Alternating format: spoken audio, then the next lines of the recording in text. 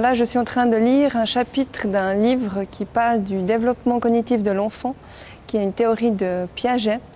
Et c'est un livre que j'ai beaucoup utilisé dans ma formation puisque je suis enseignante et que j'ai eu besoin, et que j'ai encore besoin, et que j'avais demandé à la BBR de me le transcrire en braille pour y avoir accès. Quand on a une demande comme ça, ils nous fournissent eux l'ouvrage.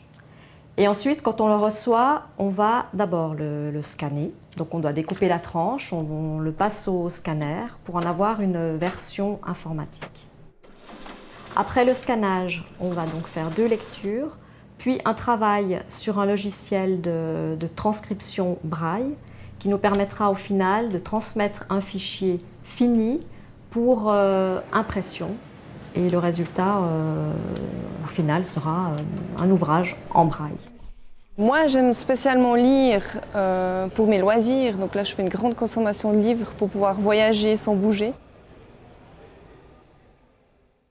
Maintenant, j'ai coupé les tomates. Donc, alors, là, ils disent 2 oignons coupés fins. On va faire un seul. Et je vais tenter de faire une recette qui est de la soupe de tomates. Je l'ai trouvée dans un livre qu'on trouve à la BBR à Genève. Nous nous trouvons ici dans les rayons du service du prêt, où atterrissent tous les ouvrages qui ont été faits par la transcription. Et j'ai par exemple ici dans les mains un ouvrage de recettes qui a été produit avec la collaboration de chefs cuisiniers de Genève. Une gousse d'ail écrasée. Comme il y a assez peu de livres de recettes de cuisine, disons en braille, il faut toujours sauter sur l'occasion pour faire des recettes. Dans nos rayons, nous avons aussi bien des ouvrages qui ont été produits de notre propre initiative que des ouvrages faits à la demande de nos abonnés. Moi, j'aime bien découvrir des nouvelles choses et faire découvrir.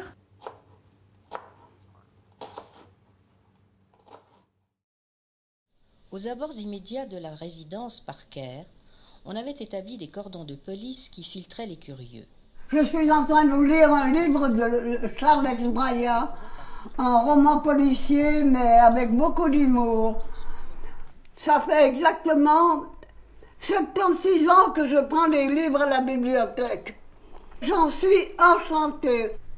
En arrivant, Leacock dut s'arrêter, mais il fut tout de suite reconnu et salué. Je suis en train de lire un livre d'Ex Braya qui s'appelle Chianti et Coca-Cola dans un studio du bien des aveugles à Genève.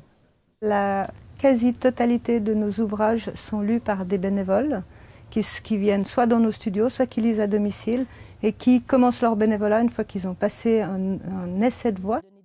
J'ai commencé à faire de la lecture bénévole depuis 1978, par amour de la littérature. Le plus important dans la lecture, c'est de bien se rendre compte qu'il s'agit de transmettre par sa propre voix la voix d'un auteur. La bibliothèque Braille et Livres parlés de Genève n'a que des ouvrages en français. Et puis, on fait spécifiquement des choses à la demande des abonnés. Le choix à la bibliothèque est énorme. On passe de livres très très sérieux à des livres très drôles et ils ne sont pas restrictifs pour absolument rien du tout. Lorsqu'il fallut descendre pour monter le perron de la maison, Tarquinini regretta amèrement d'avoir quitté Vérone.